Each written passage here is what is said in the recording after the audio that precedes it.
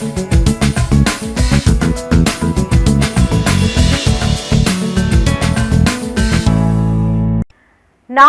గడువు ఒకరోజు ముందు కరీంనగర్ అభ్యర్థిగా వెలిచాల రాజేందర్ రావును ప్రకటించింది కాంగ్రెస్.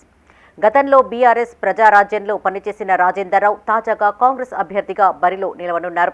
పార్లమెంటు నియోజకవర్గంలోని ఎమ్మెల్యేలు మంత్రి పొన్నం ప్రభాకర్తో కలిసి సీఎం రేవంత్ రెడ్డిని మర్యాదపూర్వకంగా కలిశారు రాజేందర్ రావు.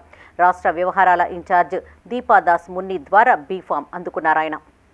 కరీంనగర్ కాంగ్రెస్ అభ్యర్థిగా వెలిచాల రాజేందర్ రావును అధిష్టానం ప్రకటించడంతో ఇక ప్రచారంపై దృష్టి పెట్టారు ఆయన.